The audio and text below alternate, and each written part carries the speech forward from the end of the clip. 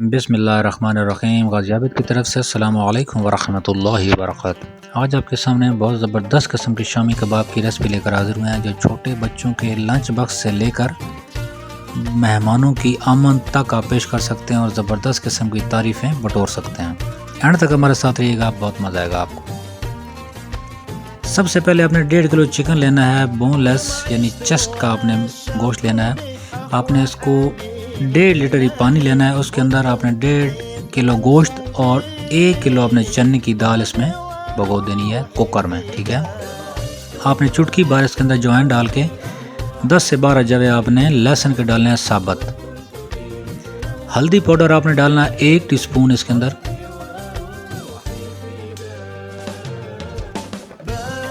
نمک آپ حسب ذائقہ ایڈ کریں گے۔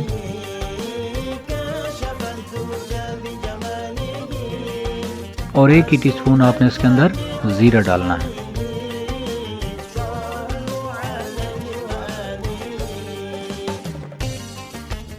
ایک ٹی سپون آپ نے اس کے اندر لال مرچ پاؤڈر ڈالنا اور 25 منٹ کے لیے آپ نے کوک کرنا ہے، ٹھیک ہے۔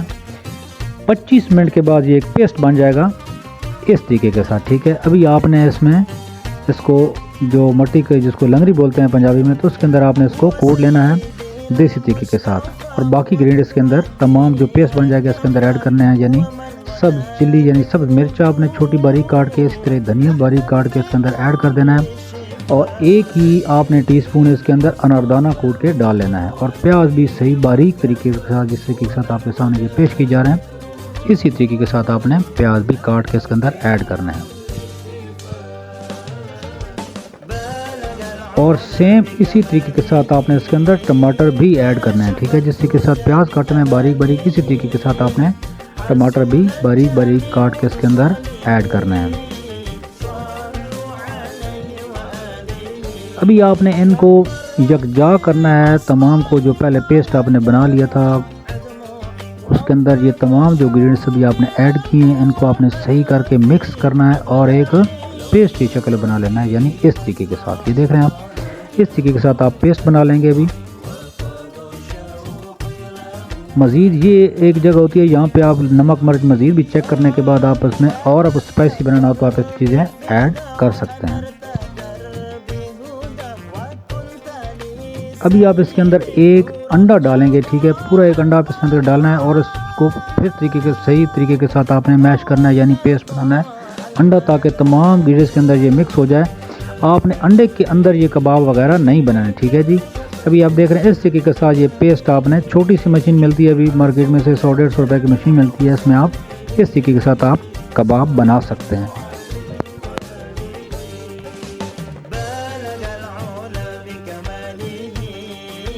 جی جناب، ابھی ہم ایک سائڈ پہ ٹرے میں جناب شاپر کو ہم نے آئلی کر کے ٹرے کے اندر رکھا ہے، یہ دیکھ رہے ہیں آپ۔ ابھی اس کو آپ ان کو آپ فریز بھی کر سکتے ہیں، بے شک آپ مہینہ فریز کریں، 2 مہینے فریز کریں، انشاءاللہ یہ آپ کے خراب نہیں ہوں گے، ٹھیک ہے۔ ابھی آپ ان کو توے کے اوپر بنائیں گے، یعنی ہاف آپ کا یہ آئل کے یا گھی کے اندر ہونا چاہیے، یا ہاف سے بھی کم، کیونکہ ہر چیز آلریڈی بنی ہوتی ہے گلی ہوتی ہے تو اس کو زیادہ گلانے کی ضرورت بھی نہیں ہوتی۔